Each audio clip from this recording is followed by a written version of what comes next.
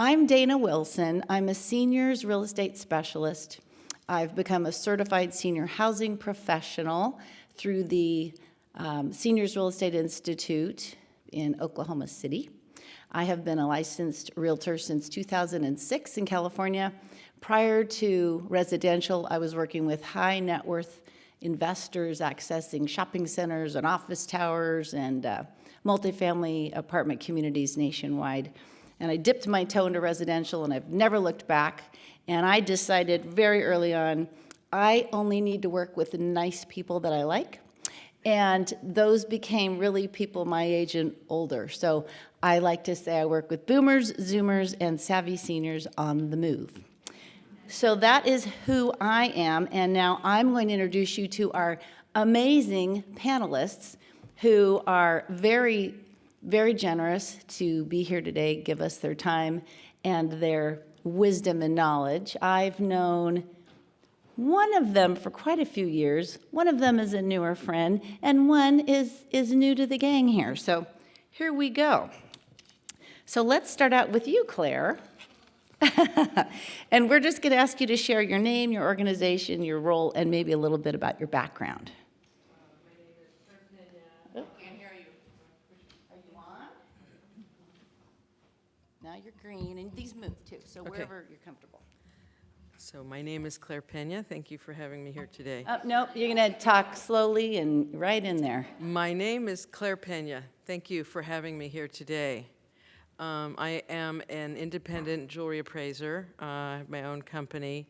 And what else did you want to know? My background? Or? Sure. Like, how do you do, when did you start doing this and why? Started collecting rocks as a kid, have a degree in geology, turned into gemology, and then into appraising. Nice. I had a rock collection too. We'll talk about that sometime. I still have it. Jane, who are you?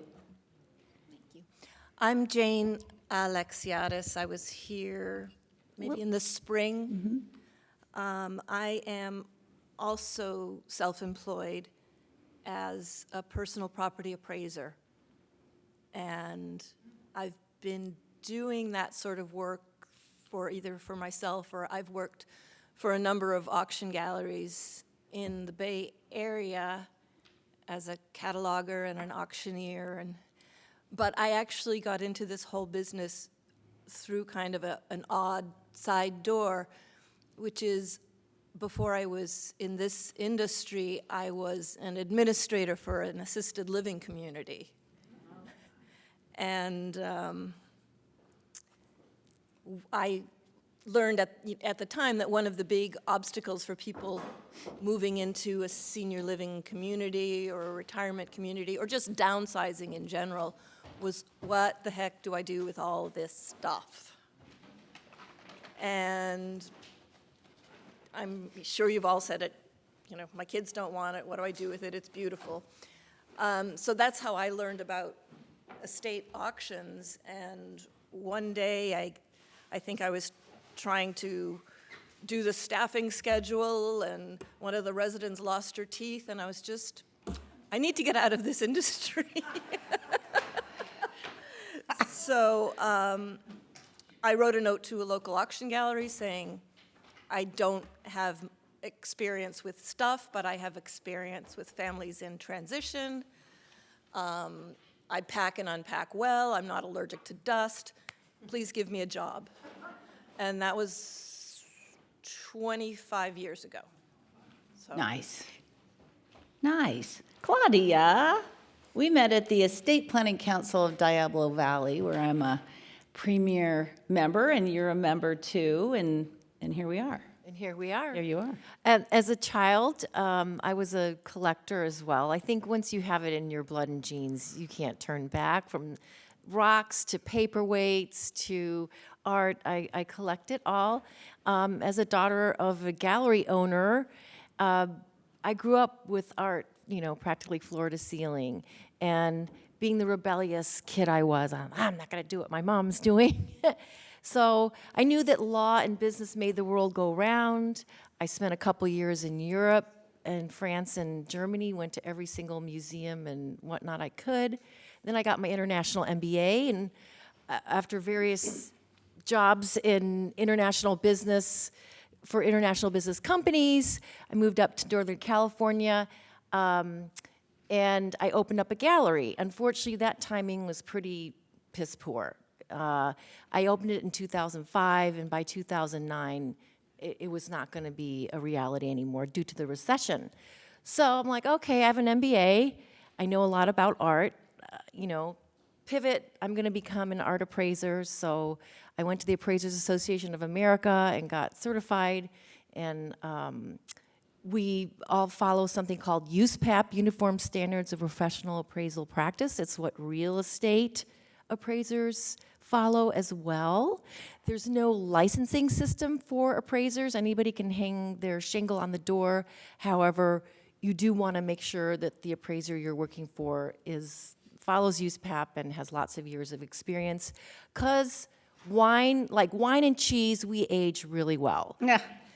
So that's my story. Nice. Hey, Jane, describe the general array of services that your company offers. I like to say I do most tangible things that you might find in your home or garage. So that's the furniture and the silver and the porcelain and the knickknacks and the tools in the garage. I do not, and art and rugs. I do not have the scope of knowledge to appraise jewelry or coins, so something like that I call Claire, and I say, I'm sending you somebody. I don't know if Claudia will have time to tell you the story or not, but I made a referral to her this past spring of a piece of art that I just thought was beyond my scope of work. So as appraisers, we all have strengths, and we all try to learn all the time, but if I realize that there's something that really is outside of my scope, I tend to call somebody else. Like Nice. like Claire or Claudia, or, I have a very nice man who does know something about guns and weapons, and so I stay away from those. I have a nice man that knows a lot about classic cars and race cars. Then I need to call you because I have a client. He's got 2 antique cars he needs to talk about. So Okay. we'll do Yeah. that off record. Awesome. So you sound like you're more of a generalist, I am very much. which a is awesome. generalist. Awesome. All right. Perfect. Claire, tell us a little bit about what your services usually entail. So I am a member of the American Society of Appraisers. I am a accredited senior appraiser and a master gemologist appraiser, and my scope is typically minerals, loose gems, jewelry, a little bit of a preoccupation. Mine is pre-Columbian types of jewelry and Mexican jewelry. But I do written insurance appraisals for retail replacement and written fair market evaluations. So that's the range, and there is a lot of, we work together, there's a lot of networking. When we'll see something that's maybe out of our realm or my realm, I'll reach out to people who are specialists in the area that will we'll work together, or I'll hand it over. Nice. Awesome. Claudia, what about you? I would say that for works of art that you need to get insured, that's what I do a lot. For works of art that you're maybe going to donate to a museum and you want to know more about that process and how that goes, that's what I do. I usually handle works from 1900 to made yesterday. We're all sort of generalists in a sense, because if I just said, well, I specialize in German expressionism, I'd have a job every 5 years. But and then also estate and estate planning. How are you going to divvy things up? And then the old sell, keep, donate, send on its way. Those kind of questions. Nice. Excellent. Thank you so much. Okay, so this is, I think, an important one because, today's topic's name is what's it worth? Well, we couldn't use the words, you know what? You know that wonderful KQED show? I don't even know if I can say the words, so maybe I won't. It's got the word road show in it, that one. Well, we can't use that. That's like registered or patented or something. But, so this is sort of a play off of that. I'm addicted to that show, by the way. But there's a difference between evaluating value and a legal appraisal. We're going to get to that question in a minute, but I think it's important for you to know what education or certifications or licensing, I think Claudia already kind of touched on that, does an appraiser need to have? What would you want to look for in an appraiser, right? And why don't we just start with you, Claudia, because you touched on it a minute ago. So the difference, the education or certification that we should look for if we're going to hire someone like you. All right, so I'm going to kind of stick with what the IRS calls it. They want a qualified appraiser to do a qualified appraisal report. And appraisals are legal documents, and we have to follow USPAP. So what makes you qualified appraiser to do a qualified appraisal? Well, you got to have experience doing that kind of work. Okay, so you can't just say, yeah. I mean, you can maybe learn about it and call on experts, but you've got to have some background in order to do that. They like appraisers who do belong to an appraisal organization. It's not necessary, but I belong to AAA, Appraisers Association of America. Claire belongs to ASA, Appraisers, American Society of Appraisers. ASA. So ISA, ASA, and AAA are the three main organizations. They have lists of appraisers, and these people will be tops in their field. It takes tremendous amount of constant work to be in our field. It's very challenging. I'm learning. Anything that either of you want to add to that? I think that one of, you'll hear us use the phrase USPAP a lot. Use what? USPAP, Uniform Standard of Professional Appraisal Practice. Okay. And that doesn't teach me how to say, this is a plastic bottle and it's worth 10 cents and this is a microphone.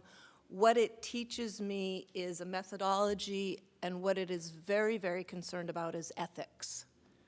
So one of the things that you want to look for is someone whose work is in compliance with USPAP.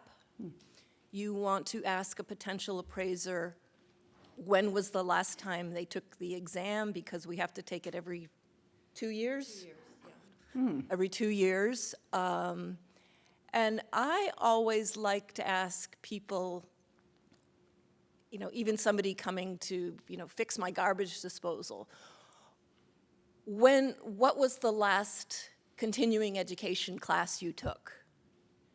And, he might tell me that, I just finished a course on identifying different kinds of lace in doilies, which doesn't have anything to do with garbage disposals, but it tells me that he is actively continuing to educate himself about what's going on in the world, what's going on in the market, and most importantly, he understands how to look stuff up. Good. Okay, but I want to just point out, we don't want to hire someone to fix our garbage disposal that knows a lot about doilies. I'm just putting it out there.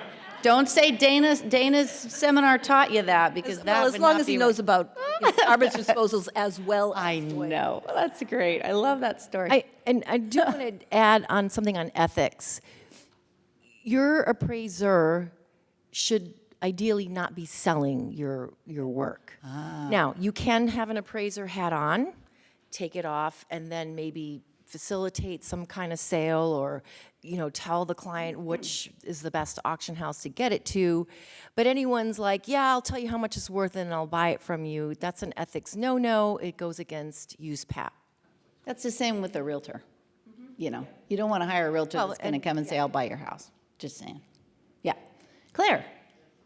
To just kind of go over what these two have said is continuing education, especially for me as far as gemology, is essential. As the science of gems and gemology move forward, we have to be one step ahead, including treatments and synthetics. And so you need to have somebody who's a gemologist, not only a graduate gemologist from either Gemological Institute of America or the British FGA, but you need to be up to date every year, continuing all kinds of advances in the sciences, as well as keeping up to date with things of valuing in the USPAP standards and keeping things above board and not having biases for your appraisals. Nice, Get okay. someone who is up to date. Continuing education, I'm hearing over and over again. It's awesome. And a lot of knowledge of fellow appraisers and who's out in the market, who are the gallery owners, what are museum shows coming up, what are the big art fairs, Art Basel, the art show. You have to attend those, you have to travel, you have to go, you have to pound the flesh, so to speak. Oh, that's interesting. See, I would never have thought of that. Awesome. Okay, Claire. When it comes to gems and jewels and geology and all that good stuff, are there different methodologies that you would use to determine the value of an item? Somewhat. So depending, I guess the key is if it's being valued and for what purpose in either the secondary market, things like fashion and style is what determines what is wanted. So it could be something fabulous from maybe 10, 15 years ago, like, for example, Art Deco filigree type jewelry was really hot up until maybe 5, 8 years ago, and now the styles have changed, shifts have changed, and those values aren't as strong, where things like mid-century modern, really high-polished, spacey-looking kind of jewelry is really hot right now. Oh, interesting. So jewelry is following the same trends as furniture and fashion. How interesting. All right. Well, there goes my things that I thought were valuable. Okay. What about you, Jane? Methodologies, different ways that you go about valuing something?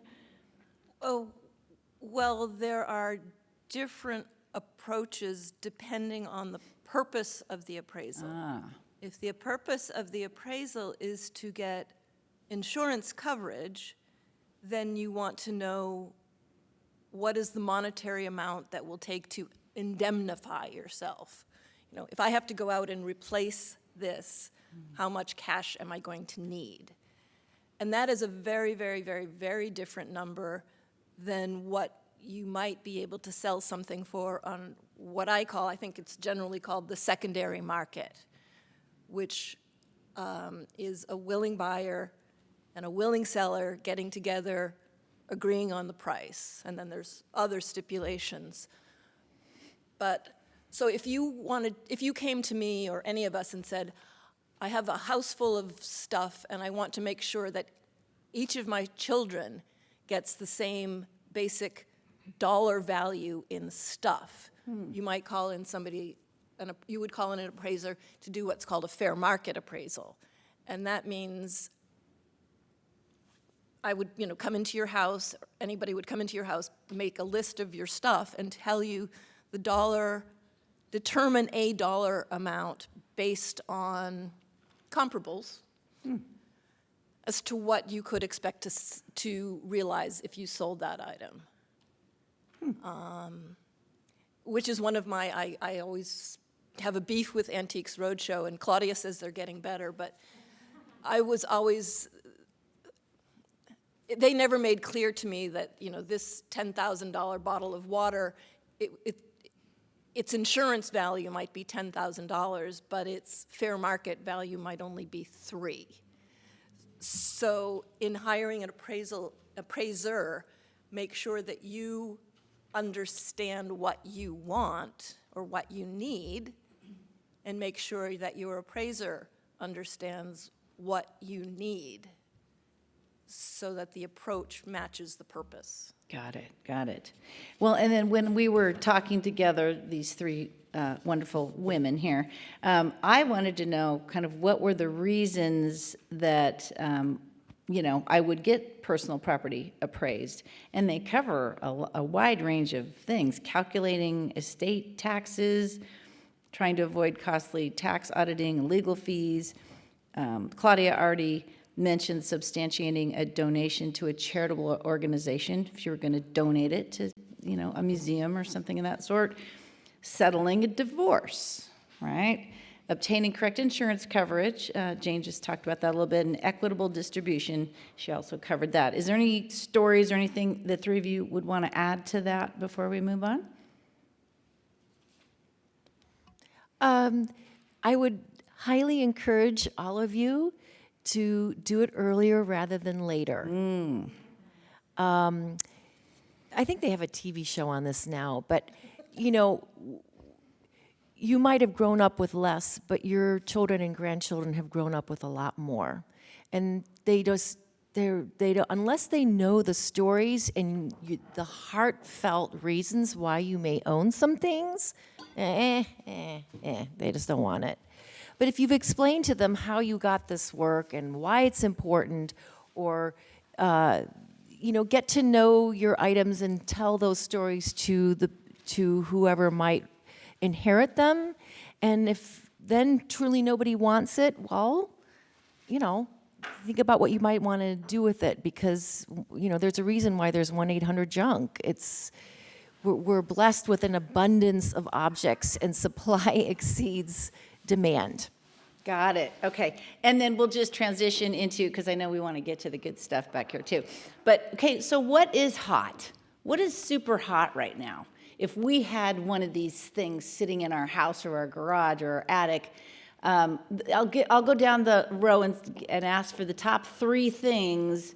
And you touched on it a little bit, Claire. So what's hot in jewelry and watches? So always branded, signed items by names like Cartier, Tiffany. Those are always, even if it's a simple pair of gold earrings compared to another simple pair of gold earrings, that's going to be more of a value. Like I mentioned, the mid-century, really kind of artsy, even craftsy looking things are really strong right now. What was your other question about? That was hot. What's hot, what's not, yeah. I mean, I just cleared out my mom's jewelry drawer, and it was this wide, this deep, and this tall. And you could barely open it. And I have bags of costume jewelry from the 40s and 50s. Is that worth anything? Costume that is signed, yes. Condition, Signed. when it comes to costume, is everything. It's not like a piece of gold you can repair, but condition of pristine, no stones missing, no varnish falling off. Condition is key when it comes to costume and signed. I don't think they're going to be signed. Anyway, hot or not? Jane, what's hot? Top 3 things. No lace doilies, no doilies, no. Mid-century modern is still hot. It's been pretty much top of, Mid-century modern is still hot. It's been at the top of the desirability in furniture for, I don't know, maybe a decade? What are the years that something should have been made to be called that, mid-century modern? Very early pieces can be from the 30s, but basically it's the 40s, 50s, 60s. Streamlined, sort of beginning with Art Deco, then flowing into the space age. There's a lot of these mid-century things are doing explorations with new materials, like fiberglass. Like plastic chairs and stuff, plastic right? chairs, aluminum. I will say that what is not hot is the pretty stuff that you may have inherited from your grandmother, or the absolutely gorgeous dining room set that you bought from, Baker 50 years ago when you moved into your house. That is lumped together sort of as what we call brown furniture. Ah, dang it. And there's not a big market for it. There is a market for it, but you have to lower your monetary expectations. Got it, got it. Claudia? And to that, I'm going to say something to you. The millennials buy from IKEA. What's that other company? Pottery Barn? Wayfair. Oh, yeah. Oh, And wait, what Overstock. happens to particle board from IKEA and Wayfair? A year later, it starts crumbling. Yeah. It is the most egregious waste of our resources. This is why, please, your solid furniture, Baker, dining room table is a far better piece of furniture than this crap from those companies. Excuse me. Excuse our language. This is a family show here. But having said that, people are so mobile now. They don't want to be dragging around heavy chairs and tables. So you have to kind of finesse it. Maybe a 30-plus millennial will be more open to that solid wood table. But we have to be the ones educating as to quality versus quantity. Yeah, that said, brown furniture, wah, wah. Oh, geez. It's not a high thing. The cream always rises to the top. In bad times and good times, that's what's going to get you the highest dollar. If it's a good item made by a recognized person and you can recognize that item as made by that person, that's what brings the top dollar. Interesting. All right. Huh. Okay. And then we kind of went down a couple different paths. I think one of you wanted to share real quickly how we at home can tell the difference between sterling silver and silver plate, because I'm afraid what I have is probably silver plate. Anyone? Anyone? Who wants to take that question? I think this can be a group answer. Sterling is marked. Sterling made in America is marked sterling. It's marked 925. If you have any English sterling silver, they have an absolutely fabulous system of hallmarking, who made it, who, the year it was made. There's there's up to 5 marks on a piece of British silver that will tell you very specifically where it was made. If you pick up your flatware and look on the back and it says community plate, that is silver plate. If you look at the bottom of your tea set and it says EPNS, that's silver plate. If it says quadruple plate, that's silver plate. And sterling is just prettier.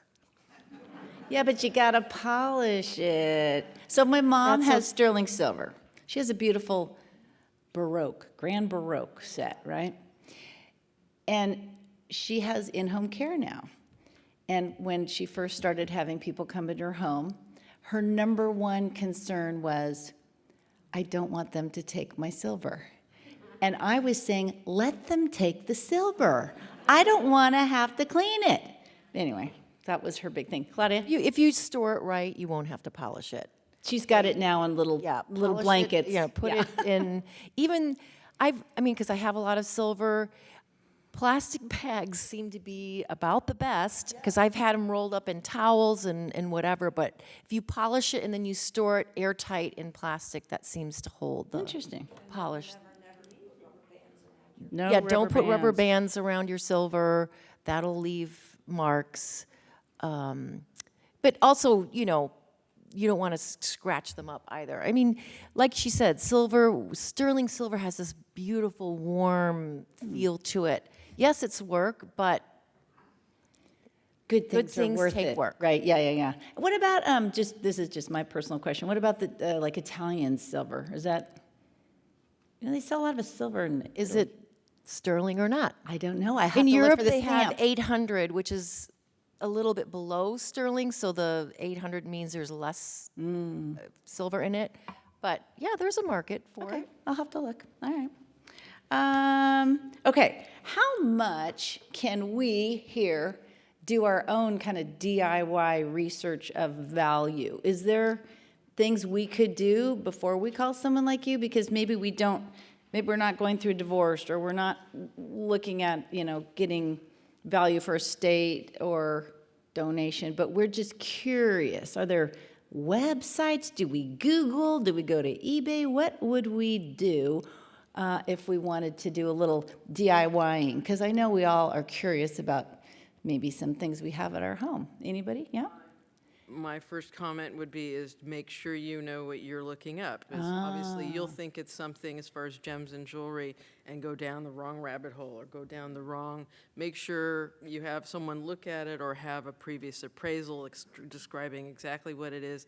Even still, you're not going to be able to understand maybe some of the gradings of it. Even when you go online, sometimes the gradings aren't there. You're going to be comparing maybe a weight to a weight, but there's so many other factors that aren't there. So it'll get you close, but it won't get you far. Got it. And maybe would watches be easier?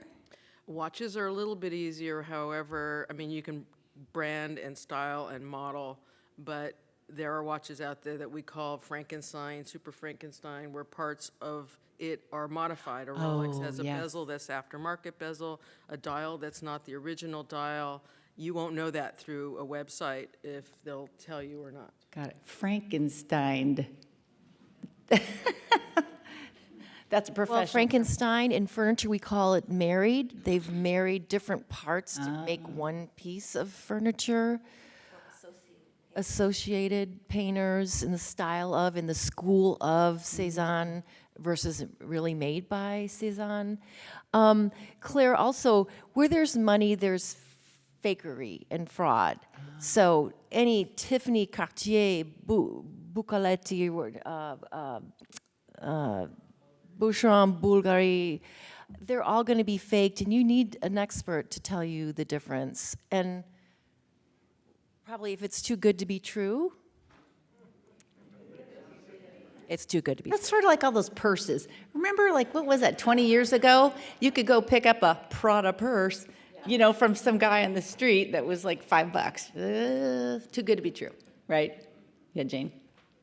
And I will caution you from going to eBay. eBay is a wonderful, wonderful resource.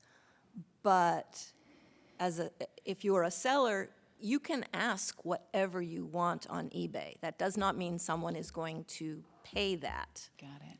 Value is what someone will pay for it.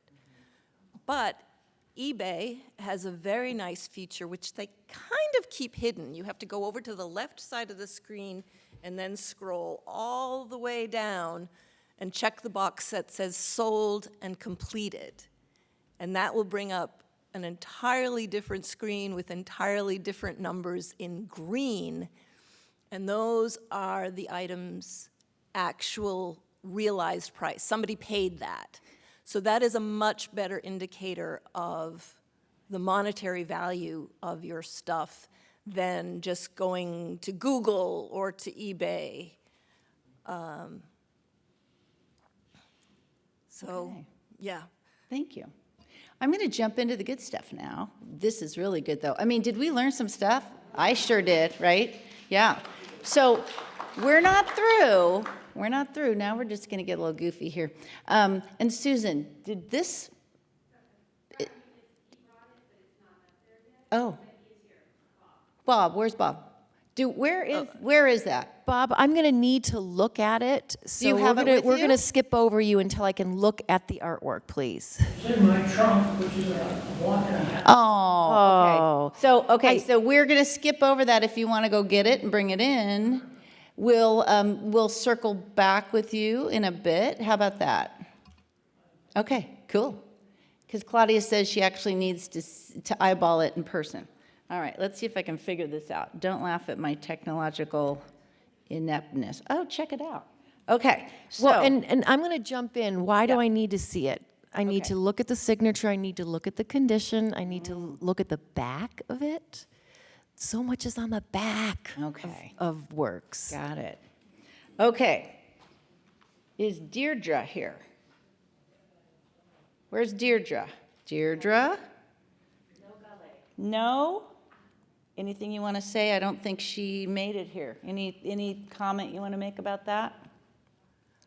I can touch on it Okay. briefly. Sure. Gallet is a French glassmaker. It's referred to as cameo glass. And it is one of the tremendously faked items. Oh. Starting in maybe the mid-90s, there's just huge amounts of fakes on the market. So a couple of things. If you are looking at real cameo glass, use your eyes first, but depend on your fingers. You know, touch the rim. Is the rim flat? If the rim is flat, it's a fake, or it's a real piece that was badly damaged and somebody just carved the top off. Are the colors consistent? Is it sharp? Cameo glass is beautiful and it's sharp. So we won't dwell on that too much because it's not here, but. The top of that does not look even to me. See how it's got a little lippy, it's, Well, when I say, yeah, it's hard to see, but when I say flat, I mean, the actual edge is not this way, it's this way. yeah. And then it doesn't matter if it's got the signature, because that could be faked. Oh, yeah, easily. Oh, for the love of Pete. All Yeah, right. there's all sorts. You know, at first, I mean, if it's spelled wrong, then it's obvious. Oh, Same thing for Wedgwood. Wedgwood is spelled incorrectly. Oh, my God, they forget the D or something. Oh, my gosh. Okay, so we will just, okay, what about this one? Barbara, where's Barbara? Barbara? Well, how did these things magically appear without? It's here. I know, but that means that Barbara would be here. Who brought this up? Barbara? That's not yours. Okay. Oh, that's, okay, Bob. Bob, who will remain nameless. Okay, so what do we want to say about, do you have a story about this, Bob? What? Here, hang on. Let's just have a little fun here. Okay, is there a story behind this? No, just was sitting around my parents' house when I was growing up. And you don't know how to? No. Okay, okay. Here, do you want to? So again, the bottom is telling volumes here. Dickinson Ware Weller. And Weller was a pottery factory out of Ohio. Yeah, there's a lot of clay in Ohio. Yeah. Luckily, this also has incised on the bottom lean wolf, and then a L.J. Burgess, 1901. So without, doing a ton of deep dive on this, I would look up all of those elements and do they match up? Can I find other works by Burgess that were signed in this way? I can see that it was made in a form. There's a seam here, so it was not turned on a wheel. It was made in a form. So, we were discussing it, $300 to $400 at auction about. Yeah, it's part of America's history, ceramic history. You've done good. All right. Okay, cool. Thank you.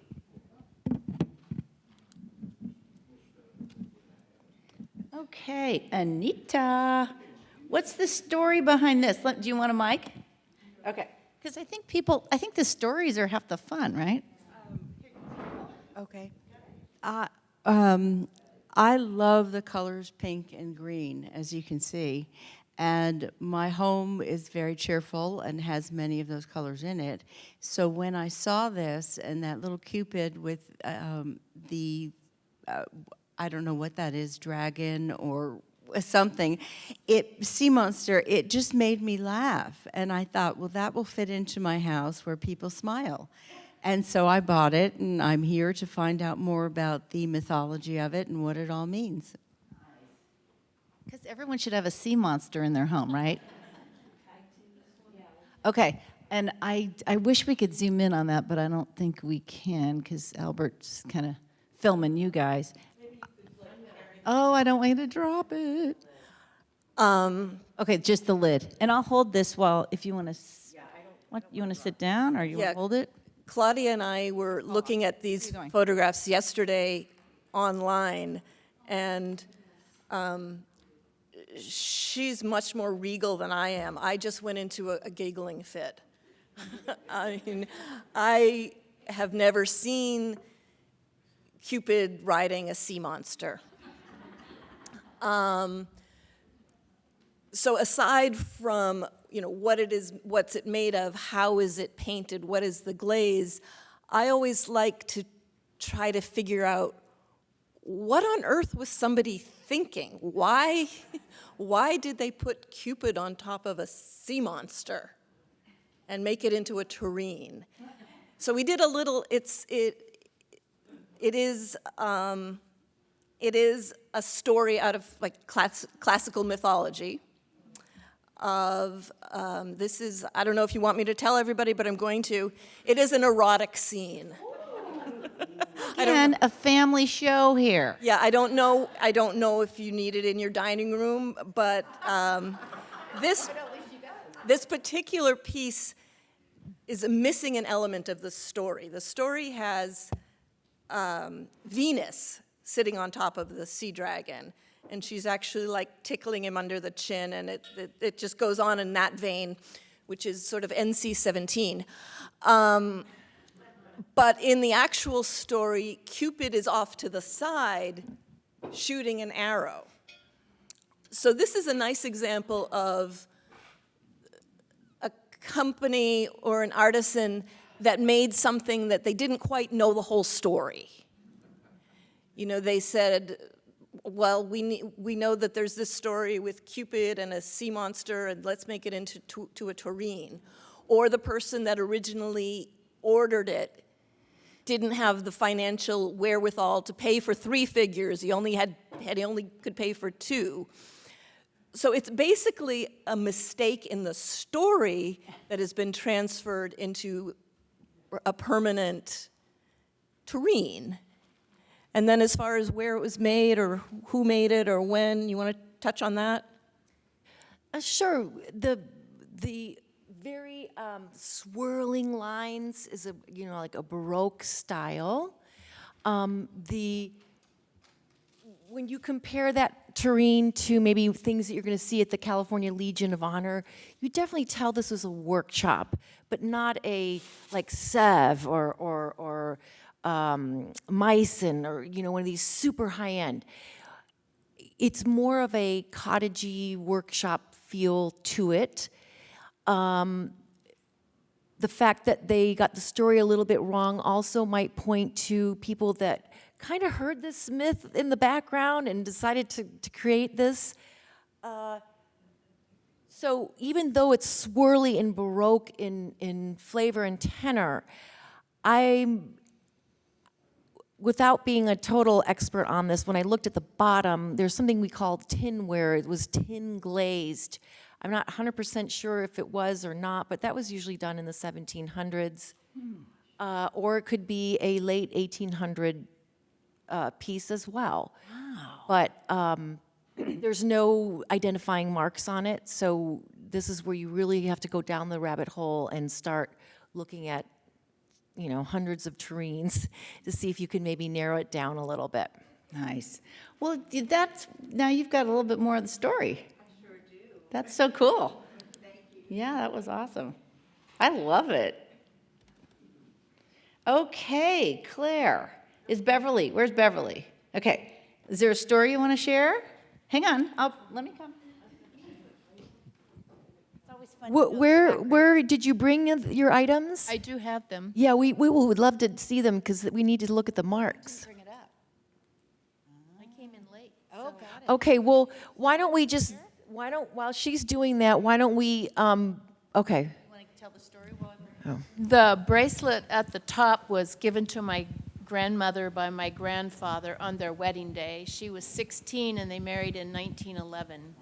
I'm going to pass it on to my oldest granddaughter, and so I just wanted to know if that was real gold or not. The watch belonged to my sister's mother-in-law. Her husband gave it to her on one of their anniversaries, and I just wanted to know how much it was worth, or should I have it insured? Well, I looked at the watch first. I know your earlier description was marcasite, white gold, or platinum. So it's definitely, okay. It's definitely not white marcasite. These are actual diamonds. This is white gold, not platinum. This is a Hamilton wristwatch. So to answer your question about whether you should have this for insurance, whoever ends up with it and gets it should have it for insurance purposes in the event of a possible loss. So yeah, this is definitely something that should be appraised for insurance. The bracelet, go ahead. And again, because we've already said, we're not really doing legal appraisals today. Verbal evaluations. So I'm sure any of these wonderful professionals you could hire if you really wanted to do a deep dive for one of the many reasons we talked about. And I think you probably all brought a business card or something so people could get a hold of you, right? Okay. So the reason I didn't give you any values on this, I was just handed it. I'm going to have to pull out some tools, get some grades, weights, and I have my equipment, but not just being handed it 2 seconds ago. Claire was asking me, do I bring my whole lab? I'm like, I don't think we need to bring the whole lab today, but. I do. I travel around with a Porter lab, which has a microscope and all the equipment that I need for identifying gemstones and testing metals, and it is a portable laboratory. And it weighs about 50 pounds, and I drag it up and down stairs. And I didn't bring it today. I saw pictures of what I would be needing, but I do have stuff to look at this today. As far as the bracelet is gold-filled. It is, I saw in the images that some of the tongues where you get most wear is worn away the actual gold plating on it. And the value is pretty, I'm sure it has more sentimental value than its actual monetary value. Nice. Perfect. Thank you. Sure. Gold filled and gold plate. So that is- gold plate is basically a base metal that they dip into a liquid that has water and electrical currents that attach to the base, and it will wear off quicker. It's just a thin, they have them by microns. You can get really thick ones or really thin ones. Gold filled is kind of gold hyphen filled, where it's a term given, it kind of sounds like the opposite of what it is. So it's a base metal with a sheet of gold that's been smelted to the base metal, and they form the jewelry from there. So it's got a thicker, more wearable. There are some pocket watches that they guarantee years of wear. I mean, if you have a pocket watch, 25-year guarantee, you know, they'll say that in their warranty to you that this will last this long, even though it is gold-filled. But so it is different in the process, and one will last longer than the other. Nice. Okay. Thank you. Thanks, Claire. Okay, Bruce, there you are. Hang on. I will bring. Do you want to tell a story? Oh, he's got to put his Santa hat on before he can tell a story. All right. What do you want to tell about these things? The scrimshaw is 4¼ inches long. It came from Alaska during World War II. That's all I know about it. The cigar box is at least 70 years old. It's wood. It's ephemera, so these things didn't get saved. It might be worth something because of that, and I know nothing. Okay. Plus, it's the only thing you could get on your bike today, right? I I've got something like that at home too, but mine's not carved. What do we want to say about it? It's a fun piece. Claudia just pointed out to me that it is a signature, which we could figure out if we had a little bit more time. But I wanted to just very, very general address ivory, which is illegal to sell in California. Elephant ivory, walrus ivory, and it doesn't matter that it's 60 years old or 100 years old. It is illegal. So You can, if you can verify it was made before 1970. No, they changed all that. It's extremely strict, and don't be mailing it across state lines either. That's also illegal. Unless, of course, you're an Alaskan native, then you are allowed to own it, you are allowed to carve it, you are allowed to shoot the walrus and harvest the tusk. But you have to be a recognized member of an Alaskan native tribe. And what is ivory? Like, is it only a tusk compared to a bone, right? I just wondering. Yeah? Yeah. Gotta be. Yes. Ivory. Got it. But bone is also carvable, and what you sometimes come across now in somewhat spurious listings is somebody will try to pass this off as bone just to get around the law that says you cannot sell walrus ivory, elephant ivory, saber-toothed tigers. Fish and Wildlife is Very, yeah. on it. They will seize it. They will seize it, yeah. Okay. And then anything we want to say about the cigar box?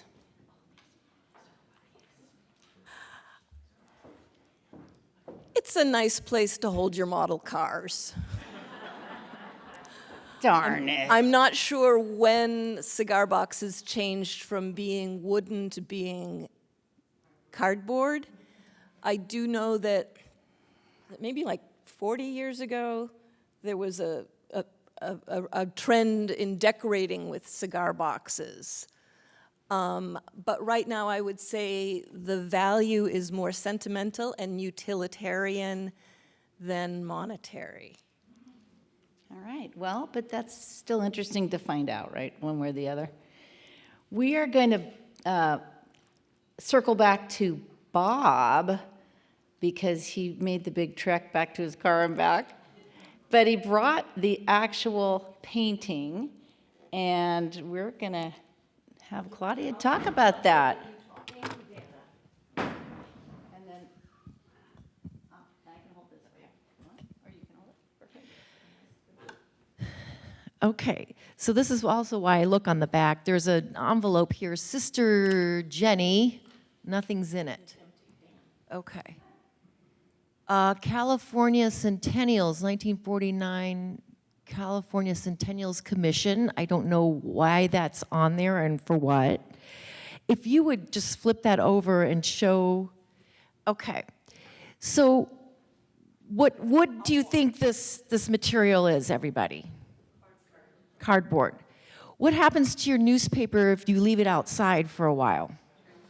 Turns yellow because of the acid. Okay?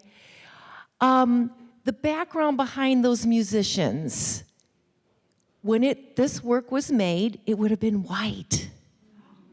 So either the acid is migrating into the artwork, or the artwork itself, the watercolor made by Grazia, was made on acid full paper.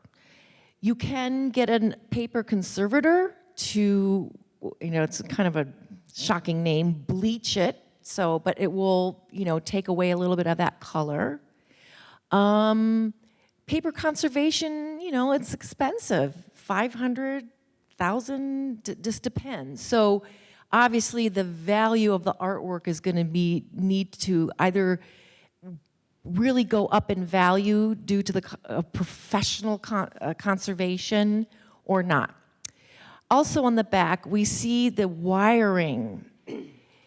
Metal deteriorates over time, and it will start getting brittle and fray. It's brittle, so I would rewire that. The little hooks, those little round things, are called eye hooks. They don't really use those anymore because they bump out into the wall and mar your wall. So they use something called D-rings, which is another way of wiring your work. Sometimes they put plastic over the wire. So I could not, that's the photo I got, and I just couldn't get in there to see the signature, but he brought a whole set of books on Di Grazia. So I would have to go and do more research. What are works on paper like this going for in that condition of that size? When was it made? Was it made at a time where most people want to collect his work from? Or was it too early or too late? These are just part of the pyramid of things that we go through when we think about value and what is the market for Di Grazia today. Bob, was there a story behind this you wanted to share? Is there any background story? Hey. Hang on. Wait, I'm coming. So everybody can hear you. Sure, go ahead. I'm a little hoarse. My aunt and uncle were good friends of Ted Di Grazia's, and he died years ago. This is probably around 1970 or so, maybe 1950. I couldn't tell from the date. But he's on a lot of those books that I brought in just so you'd see what was going on with him. Yeah. Anyway, and I think he's in I think there's a museum in Tucson that has his stuff in it too. So the 50s to the 70s is what I was hearing. We're guessing. All right. It's neat. All right, let's see what else I'm we going to have. just toss in quick. You saw that there was an envelope attached to the back. And that's a very good thing to do. If you go to my house and you pull things off the wall, everything has an envelope on the back of it, and inside the envelope is, who the artist is, where I bought it, what I paid for it, and it will help when I kick the bucket and my sisters are going through the stuff. So it's if you know what it is, stick the information on a piece of paper and stick it on the back of the work, or put it in a file. Put your memories in files on paper so people can say, well, gosh, it's a cigar box, but I didn't realize that it was the cigar box that, my great-great-grandfather's kittens lived in. It doesn't increase the value, but it increases the sentimental value. Or the Castro kept his cigars in. Or the Castro kept his cigars, yeah. I'm just, Jerry, where's Jerry? Jerry, okay, this is Jerry's bronze. Is there a story you want to share? No? Where'd you get it? My sister's mother-in-law's home, Sister's mother-in-law's home. which was Senator Luther E. Gibson's home. Senator Luther E. Gibson's home. Do we know who that is? You do. When you go across the Benicia Bridge, the road Oh, named after cool. Where was the house? in the White House. Okay, interesting. Do we have anything to say about this? We do. And Okay. This is a great example of tag teaming. Oh, cool. I said to Jane, these look like Greek letters. So we could make out delta, epsilon, kappa, but then it started getting a little muddy and it looks like a phi. Phi, Omicron, sigma. It's either that could be a pie. Alexiadis, my name is Alexiadis, so I do actually, I'm able to very badly read and speak Greek, so. But this signature is unclear, but it is a nice piece. It's a numbered piece. Okay, so if you were looking at the style, was this made in 1920? Was it made in 1850? Was it made in 1960? What would you say? I hear 60s. Looks 20s. I would say 60s. 60s had this sort of angular, we're going up to the moon kind of. 20s would be more Art Deco. It's symmetrical, and it wouldn't be this angular. It is bronze, and it's been patinaed, so you see the dark that's called patina, and then it's been buffed away. An unusual aspect of it is someone put a metal peg in the back, which we don't know why that's there. It's definitely not original. The signature is hard to guess, but I kind of put Delta Epsilon Kappa in my book, and I couldn't find it. But I could, if we worked on it, we could maybe find it. And it has 31/100. What does that mean? On the bottom. 31 out of 100, yeah. Were all 100 made? We don't know, but that's what the edition number would have been. So for a 1960s, which that era is a collectible era these days, bronze is very expensive material. I don't know, $200, $500 or so, yeah. Which is Depending if better we than a can poke in figure out the eye, name, Carrie. yeah. Better than a poke in the eye. Yeah, better than a poke in the eye. Most things are. It seems to be three figures dancing. The three graces. We're calling it the three graces. Okay, they've already named it. That's cool. Thank you for bringing it in. Yeah. Okay, Cliff, I saw you. There you are. Is there a story you want to tell?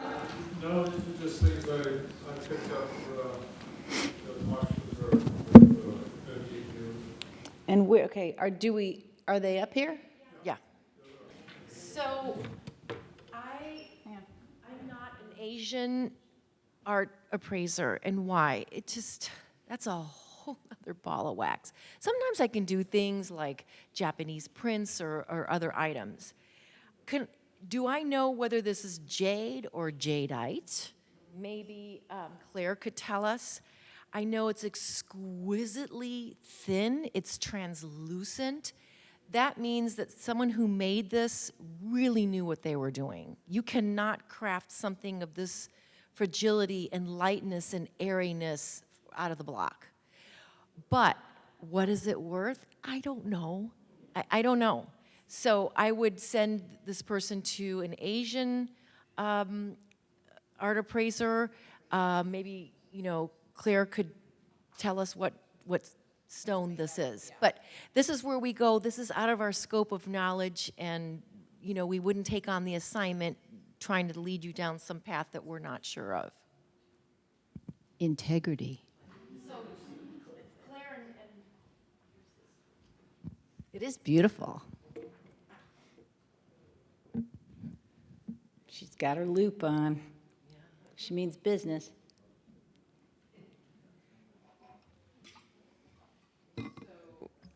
I do have a way to test this to know definitively.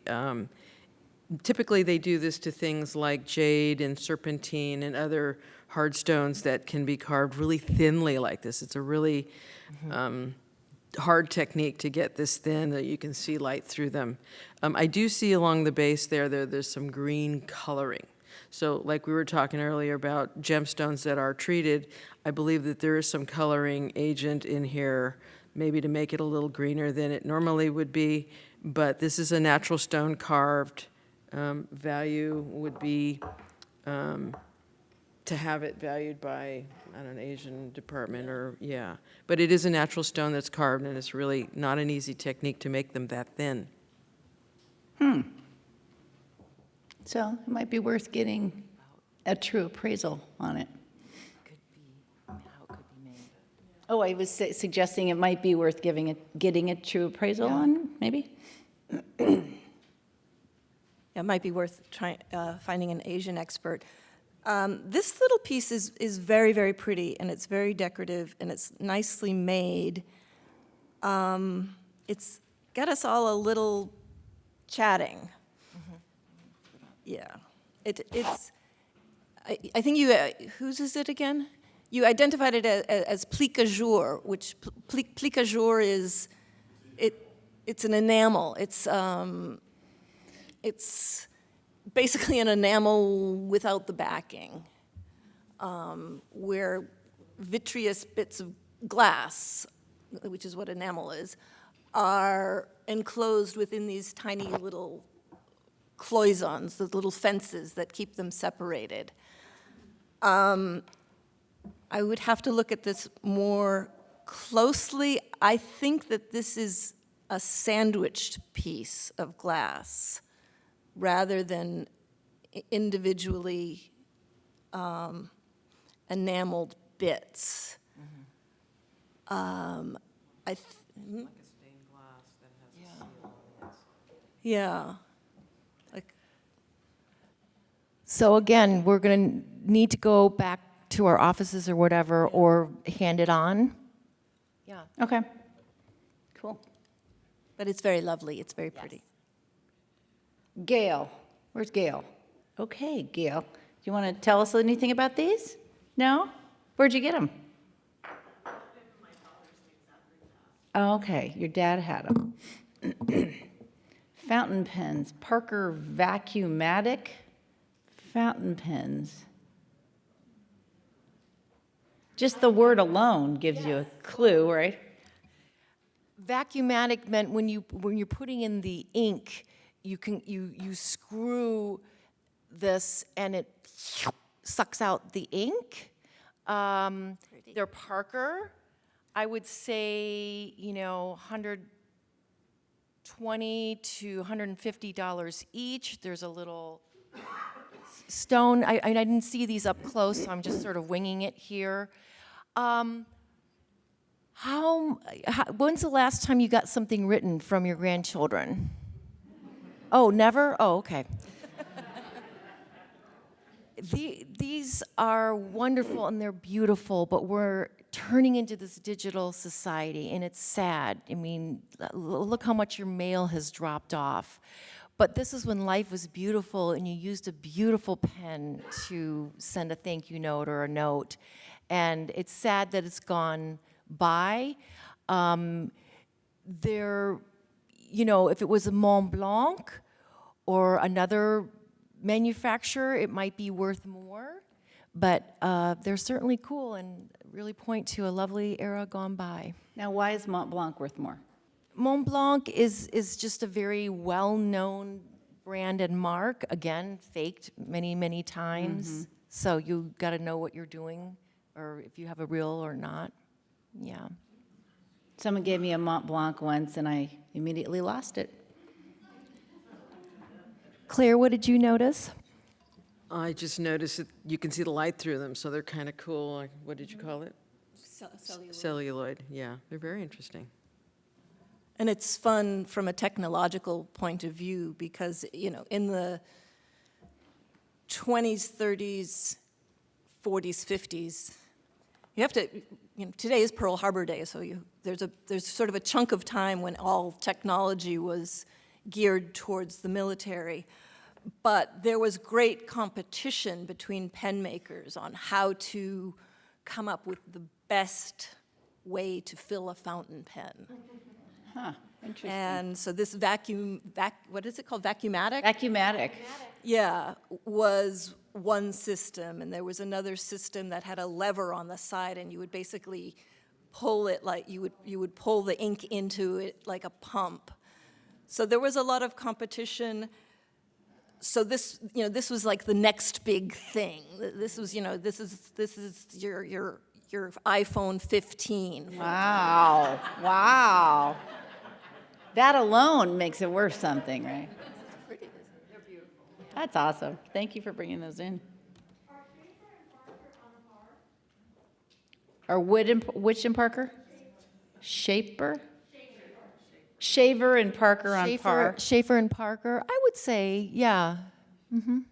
Susan, where's Susan? Susan O. Do we have these pieces here? No, I didn't understand I was. Oh, got it. Well, do you want to? Yeah, We chatted about these, and again, we kind of feel a little bit out of water. They're definitely painted behind glass. They have a paper sticker saying "Made in China." It's likely, but we don't take that for the truth.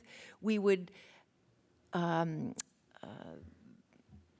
a brain burp, we would research style, condition, and the Chinese are buying back their heritage, but these were fairly common. So it's one thing that a condition is would be paramount. But we would send it on its way to an Asian appraiser. But you don't have to name names, but do you guys know an Asian appraiser? Okay, cool. I knew you would. Okay, Susan. I also wanted to just touch on the fact that there is a sticker on the back of this, and we don't know who put the sticker on or when they put the sticker on, or if it just, Most of the pictures have the same Sticker. I will say that this sticker says "Made in China," which is pretty indicative that it's a 20th century piece. The tariff laws changed quite a bit between about the 1890s and the 1920s, meaning that the US government wanted items labeled with their point of origin. And then later, the Tariff Act mandated that it say "made in" the name of the country in English. So you might see something that says "made in Nippon" versus "made in Japan." It helps us to date when the thing was manufactured. If things say Nippon, which I have a couple of them from my great aunt, is that better than saying Japan? No. Worse? We don't know. It depends It on depends. the item and the condition. Okay, these guys sound like a bunch of attorneys up here. All right. It depends. All right, fine. Fine. Okay, we'll move on to the metal silver box by Susan.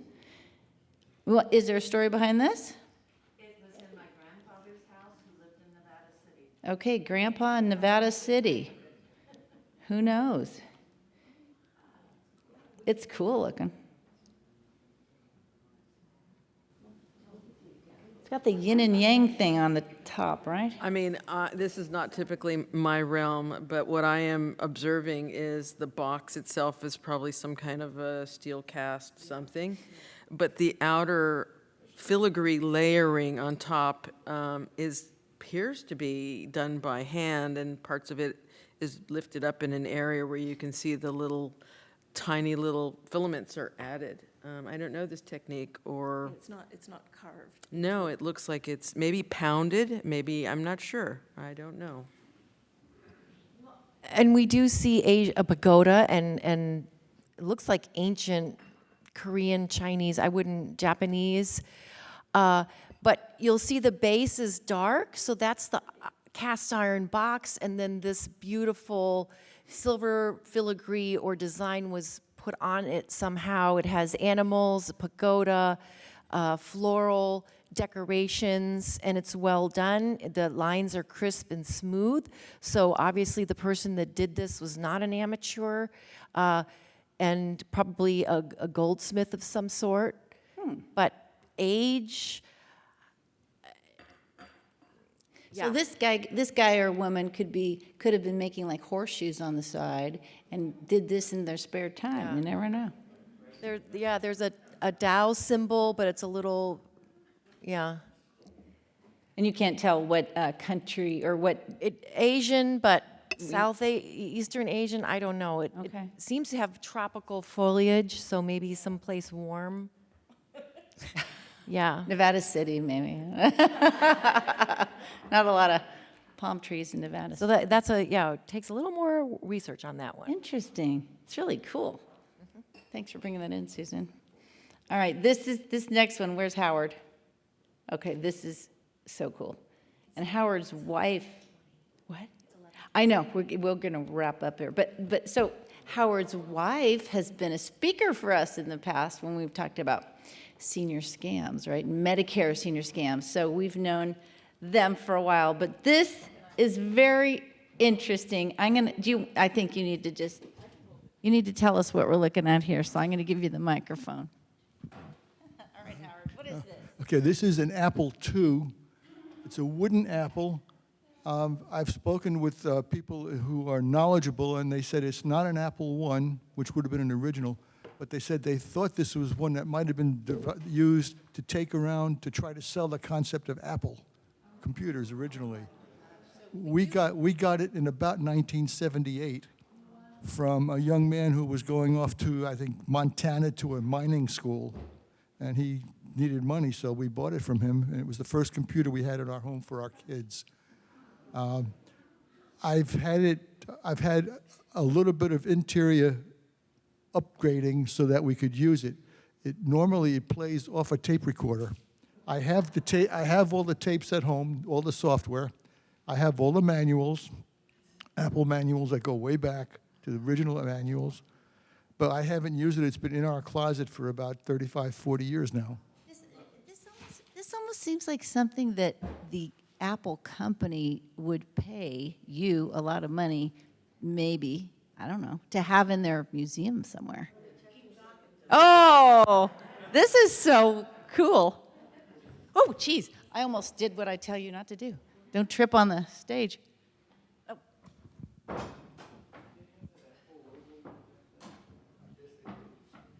So I did a little digging, and by 1979, which is early days of desktop computers, Apple was producing a plastic-housed computer already.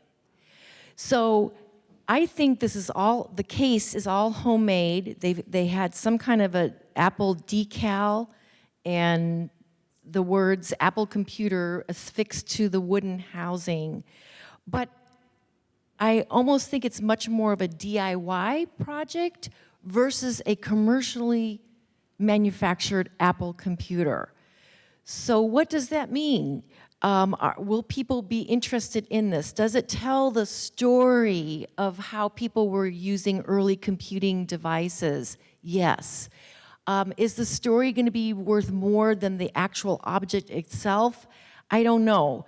I don't know enough about electronics to know if these are original Apple components and parts. And again, this is out of my purview to talk about, but it's certainly interesting, and I know you've had some interest in it. It is an early example of the computing story in California. I would call Apple, maybe you just enjoy having it, right? He did contact Apple, did you not? And they were kind of like, call this guy on the East Coast. I contacted the computer museum, and So he contacted the computer museum. he referred me to somebody in northern Marin County I never contacted. Oh, okay. you should. Well, that was a little while ago, right? 20 years ago. They may have learned more since then, but yeah.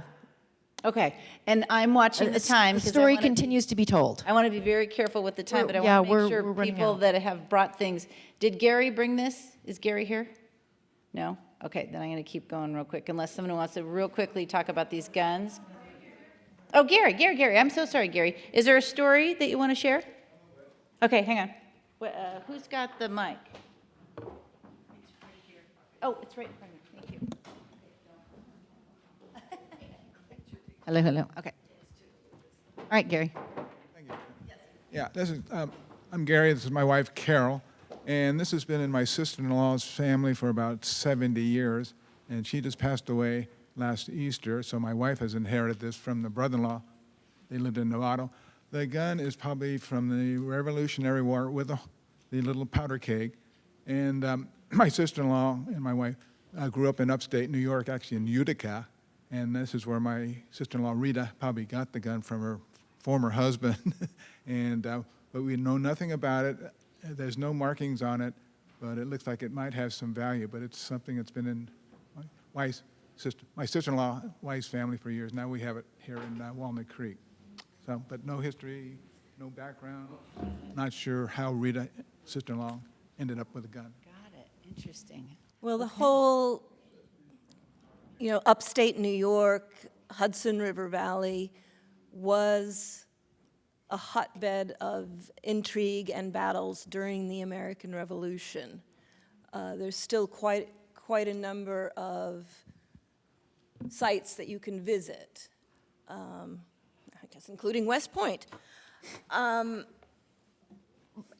looking at this gun, I have doubts that it is an actually, what would that make it now, 250-year-old gun. One of the things that really caught my eye the very first time I picked it up and looked at it was this little piece of inlay down here. I mean, I know it has a name, but I don't know enough about guns to know what the name is. But it's off kilter. It's cattywampus. And for someone who was talented enough to machine a gun, I think would have taken more care in doing the application. And there's no way to, the screws don't look right. It's been Frankensteined. I don't know that it's been Frankensteined or if it was made to commemorate. It could have been, it could have been as early as what we would call a centennial piece. There was there was a great deal of centennial fever around 1876. You see a lot of reproductions made in 1876 of earlier pieces, similar to the way you saw a lot of very colonial-looking things in Decorator magazines in 1976. Everybody wanted to be colonial-looking. So I don't think this is of the period, but I think it's a lovely piece of decorative, and it's got a good weight to it. Got it. Okay. Cool. All right. Let's see. And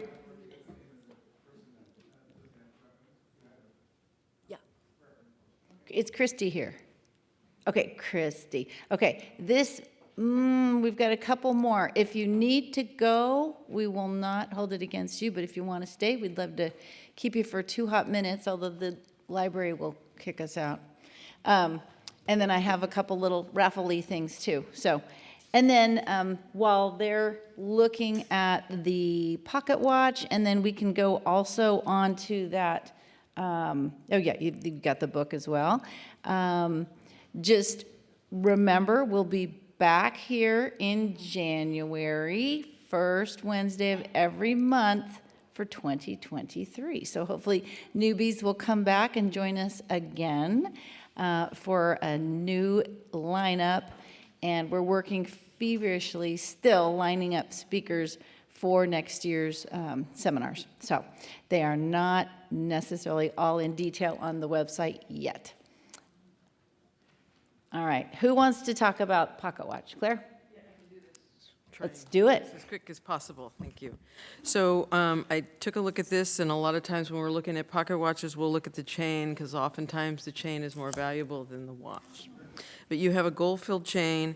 You mentioned in your note that you didn't have the key. It looks like there was a key in here, or maybe an end here. A lot of times this T-bar has, but I have a universal key I brought that we can see if this works later on afterwards. The movement is Swiss-made with the maker. The case itself is gold from England. Typical typical watches are usually, when it comes to pocket watches, the movement's made one place, obviously usually Switzerland, and the cases are made all over English, American, and they'll often have, it's not a Frankenstein, this is typically how they would retail these two parts put together. Today's market for pocket watches is really not so strong. The functionality using a key is not what people want. They want quartz battery things or automatics. So the value on this is going to be mostly the gold value. All right. You're welcome. And what about a photo album? Are those your family pictures? No. Well, I mean, did it come from your family? Did you buy it at an auction house? Where'd you? My dad said that his aunt bought it in an auction or antique store in Boston. Got it. Okay, did everybody hear that? Dad's aunt bought it at an auction somewhere, possibly. Antique store in Boston. Got it. Okay, in Boston. The images are mid-1860s. Colonel... Generals from the Civil War, Lincoln's the first page, and Tom Thumb, his bride, and the wedding party are at the back. Yeah, Tom Thumb and Lavinia, his wife, I think were married in 1863. So it's a replica. I know Yeah. the book is not real. They're not. It's what we would refer to as carte de visite. So it's like a scrapbook of what would be comparable, baseball cards. You know, you would collect these. One of the things that I find most valuable about looking at old images and old photographs is I always like to look at the hairstyles and the facial hair, how the sleeves were set in, and this one's great because you can also date him by looking at the chair that he's leaning against. So one of the fascinating things I find about old photographs, especially photographs of women, because their fashions changed so much more than your basic military fashions. I find that's one of the joys that I get out of old photographs, is trying to date them without knowing who the person was, but just by looking at the furnishings around them. You know, how wide was the pinafore in the dress? Does he have any facial hair?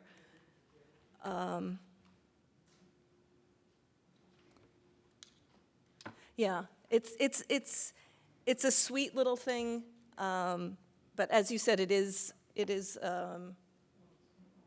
says album on the outside. I like the ivory clasps. Yeah, the Yeah, clasps are beautiful. the clasps are lovely. They're little cameos. Awesome. Okay. Well, thank you. Okay.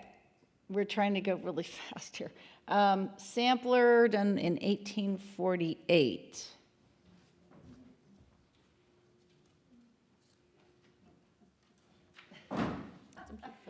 Okay. By a young girl, Sally. Where's Sally? Okay. Is there a story? Okay. Hang on. Hang on. Hang on. We used to live in New York City. I worked at the Museum of American Folk Art for many years, and I was a lecturer there and head of the docents there. And obviously, folk art was a great love of mine. And I can't quite remember. I used to go to antique fairs all the time, you know, New York City. I can't remember if I got it in an antique fair or where. But I bought it maybe almost 50 years ago. But the colors are not as vibrant as they used to be, which bothers me. Don't fall off. So in California, we have a vicious, vicious beast out there. It's called sunlight. And it's damaged so many things that I've seen in homes, unfortunately. A couple things that I've noticed. This canvas has been nailed at some point. You can see that. Also the glass, because textiles are living things. There's what we call off-gassing, and it's and it's making the glass cloudy. So you could clean the glass. That would help brighten up the colors. Well, if it's glass, it would be just Windex. You would have to take this out of the frame because the clouding is on the inside of it. Yes. For textiles, you would want to paper the back so that not more dust and stuff gets in there, but also has a chance to breathe. So I would rehouse this, change out the wiring, clean up the glass, and what's behind it, if it's cardboard behind, no, it's the actual, okay. Well, but this craft paper might have acid in it, so you want to put something non-acidic, perhaps towards the back. So just quite a few things that I would recommend doing to it and getting it rehoused. Yeah. Sure. Mm-hmm. And I think we better end there because seriously, the library is going to kick us out. But we'll do our little quick raffle drawing, and I am so sorry if you brought something and we did not get to talk about it.